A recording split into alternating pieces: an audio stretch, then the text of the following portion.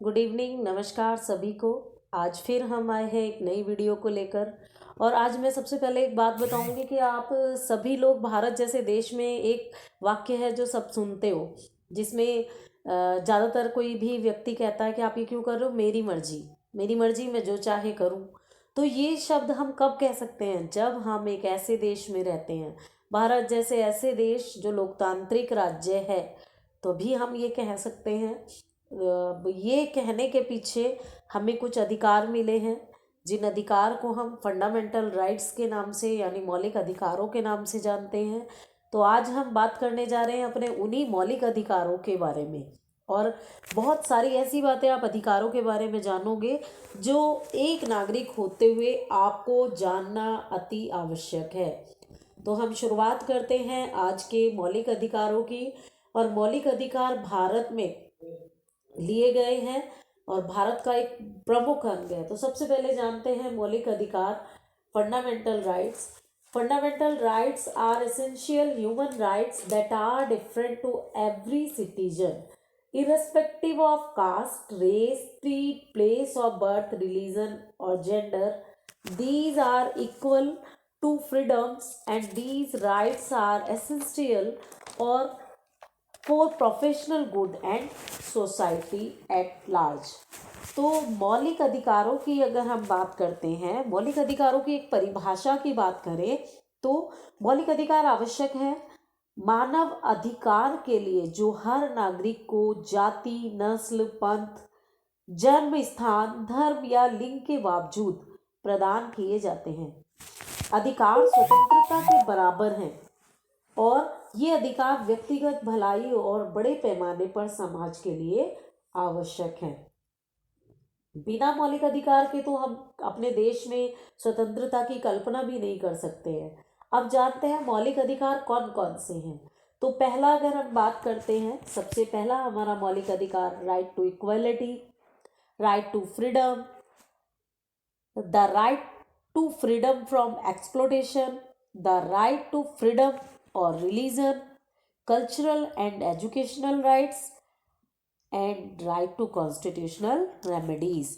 तो ये 6 मौलिक अधिकार हमारे संविधान में वर्णित है। भारत के संविधान में 6 मौलिक अधिकार हैं। पहले इसमें राइट टू प्रॉपर्टी भी हुआ करता था, बट अब ये 6 मौलिक अधिकार रह गए हैं। राइट टू प्रॉपर्टी को रिमूव कर दिया गया है फंडामेंटल राइट से। अब सबसे पहला राइट्स हम बात करते हैं राइट टू इक्वालिटी।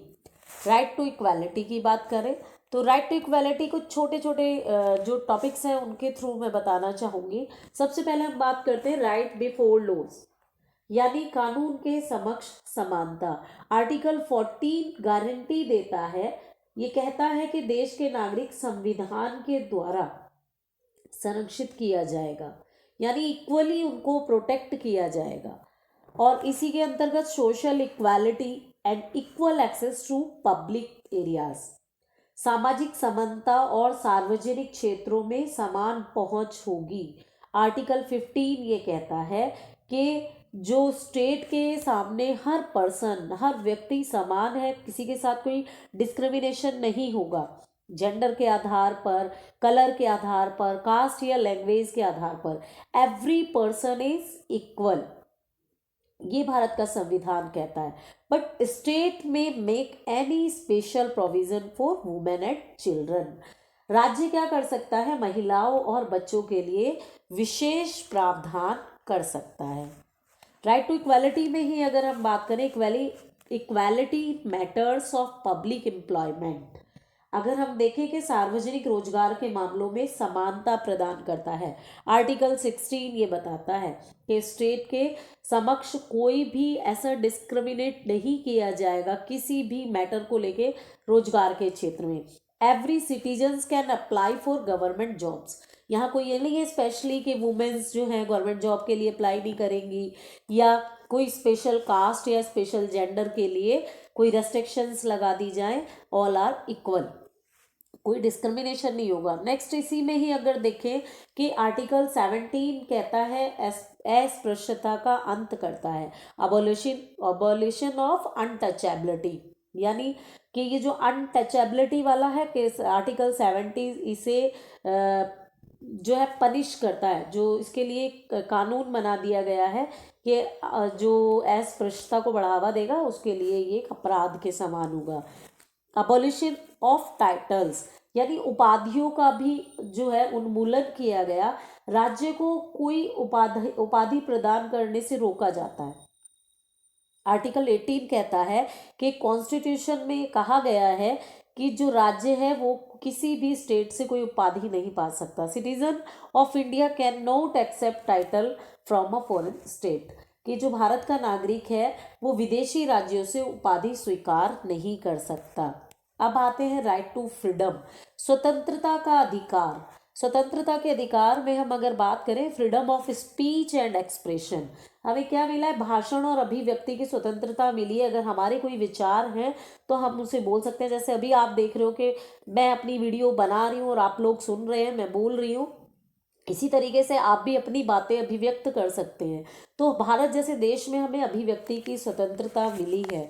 तो नेक्स्ट अगर हम इसी में देखते हैं कि freedom to assemble peacefully without arms, हमें फ्रीडम मिली है, हमें स्वतंत्रता मिली है कि हम क्या कर सकते हैं, बिना हथियारों के शांतिपूर्ण ढंग से इकट्ठा हो सकते हैं। चार दोस्त एक साथ मिलके इकट्ठे होते हैं, हम पार्टी कर सकते हैं, कहीं भी जाते हैं, आप सब बच्चों ग्रुप्स बना लेते हो।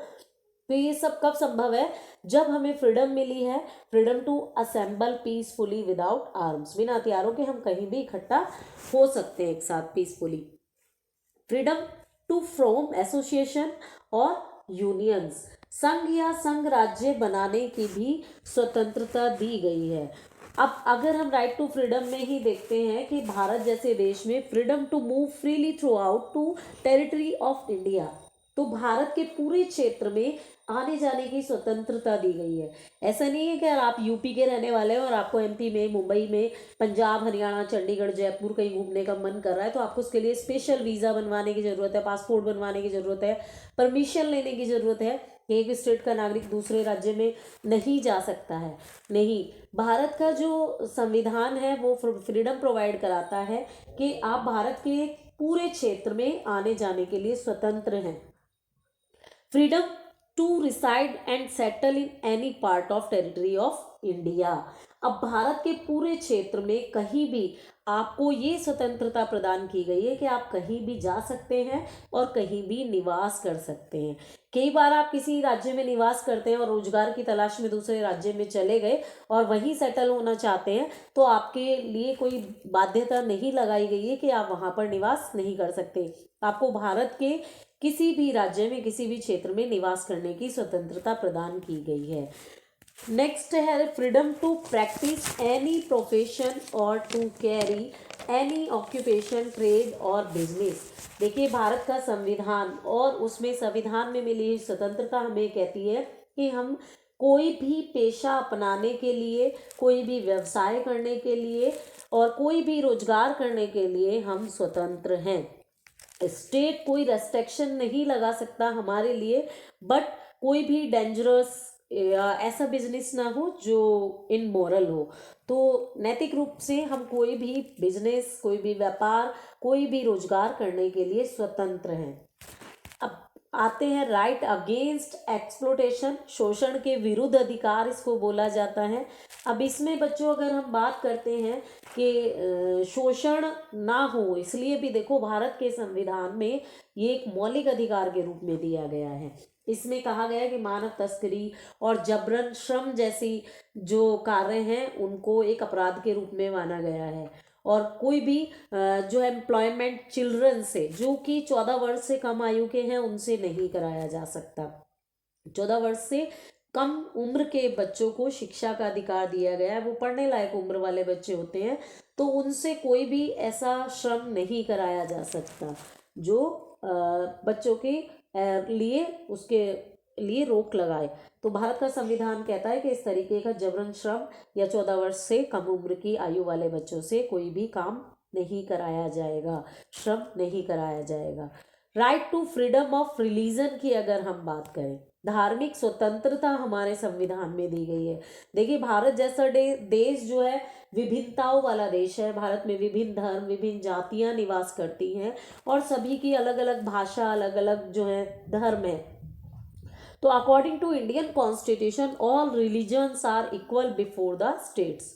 भारत के संविधान के समक्ष जो है सभी नागरिक समान हैं, उनके लिए कोई धर्म विशेष नहीं है।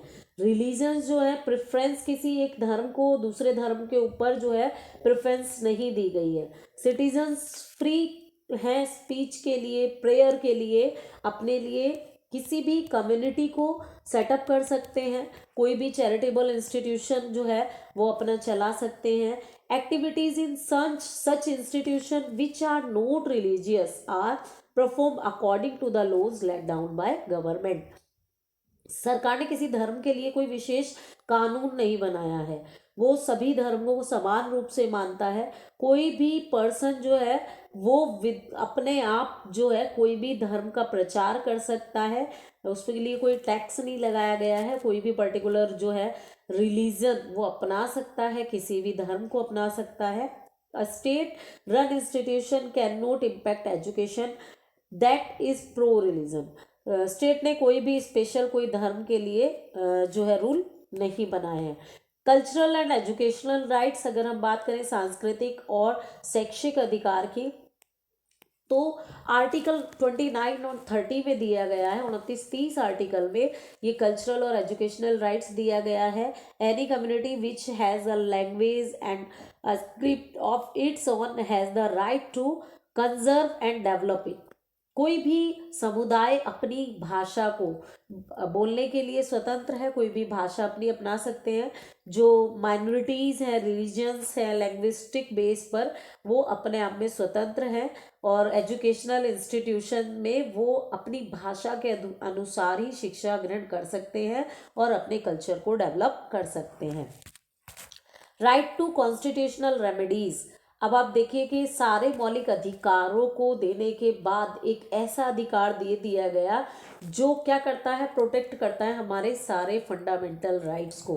Right to constitutional remedies empower the citizens to move a court of law in case of any denial of fundamental rights. नागरिकों को ये अधिकार दिया गया है, अगर कहीं भी उनके फंडामेंटल राइट्स के साथ छेड़छाड़ होती है, फंडामेंटल राइट्स को हार्म किया जाता है, तो वो कोर्ट के पास जा सकते हैं, सीधे कोर्ट में जा सकते हैं।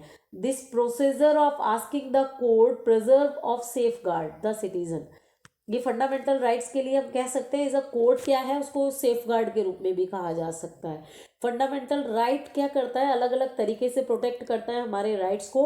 The court can issue various kinds of writs जारी कर सकता है। कोर्ट के पास रिट जारी करने की पावर है, वो आदेश जारी कर सकता है किस रूप में, जैसे हैबियस कॉर्पस, मैंडामास है, प्रोबिशंस क्यू वारंटियो की तरह कुछ ऐसी रिट्स दी गई हैं भारतीय संविधान के अंतर्गत जो हमारे राइट्स को प्रोटेक्ट करता है। फंडामेंटल राइट्स को अगर कोई नुकसान पहुंचाता है तो कोर्ट में वो डायरेक्ट जाकर अपनी जो है याचिका दर्ज करा सकता है। तो अगर आपकी कोई भी क्वेरीज है तो आप वो क्वेरीज भी मुझे बताएं, जिससे उन आपकी क्वेरीज के अनुसार वीडियो बनाई जा सके।